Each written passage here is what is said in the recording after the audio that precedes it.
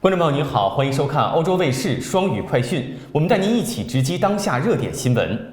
Bonjour à tous et bienvenue dans Flash Info Bilingue. Chaque jour, Mandarin TV vous informe sur l'essentiel de ce qui se passe dans le monde en français et en chinois. 下面请看详细内容。法国前总统奥朗德6月26号星期一上午在接受法国电视2台采访时，谈到了有关改组政府的传闻，特别是有关替换总理博尔内的传闻。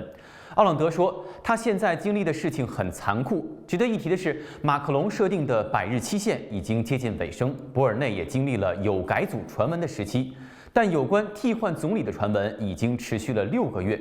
奥朗德还表示，总统有一天必须做出决定，这是他的职责，不是博尔内女士所能做的事。Invité sur France 2 ce lundi matin, François Hollande, l'ancien chef de l'État, s'est exprimé sur les rumeurs de remaniement qui persistent, et notamment sur le cas d'Elisabeth Borne.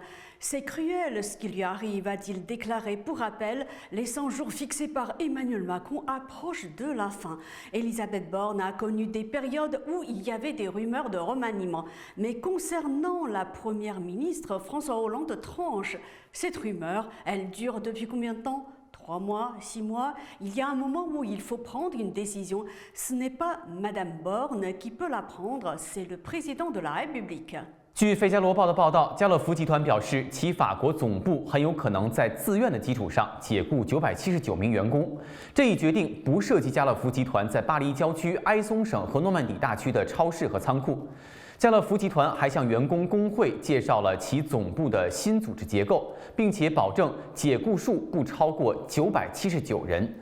费加罗报没有披露更多的相关细节。Selon le Figaro, le groupe Carrefour a indiqué que jusqu'à 979 départs seraient susceptibles d'intervenir au niveau de ses sièges en France, à l'exclusion des magasins et entrepôts. Et sur la base du strict volontariat, le distributeur a présenté à ses partenaires sociaux une nouvelle organisation des sièges en France et a indiqué à cette occasion qu'un nombre maximum de 979 départs serait susceptible d'intervenir à cette occasion. Ces départs ne concerneront que les salariés des sièges, à l'exclusion de ceux des magasins et entrepôts, précise Carrefour, qui a des sièges à Massier-Évry dans l'Essonne et à Mondeville dans le Calvados. 法兰西银行的统计显示，尽管通胀给家庭预算造成压力，但是2022年法国有410万低收入的公民经济状况保持了稳定，没有恶化。法兰西银行识别这一群体的标准，主要是其银行账户是否有空头支票或透支事件。据法国经济统计局的数字，1年内通胀率达到了5.1%，压缩了家庭预算。去年11月，法兰西银行宣布设立了一个电话号码，也就是3414，专门为弱势群体提供咨询。Le nombre de personnes identifiées par la Banque de France comme étant en situation de fragilité financière a été stable en France en 2022 à 4,1 millions malgré la pression de la hausse des prix sur le budget des ménages.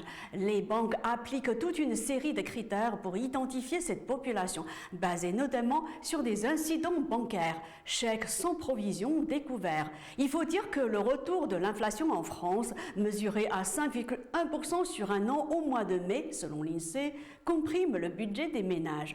En novembre dernier, la Banque de France avait annoncé la mise en place d'un numéro de téléphone unique, le 3414, afin notamment de simplifier l'accès de ce public fragile.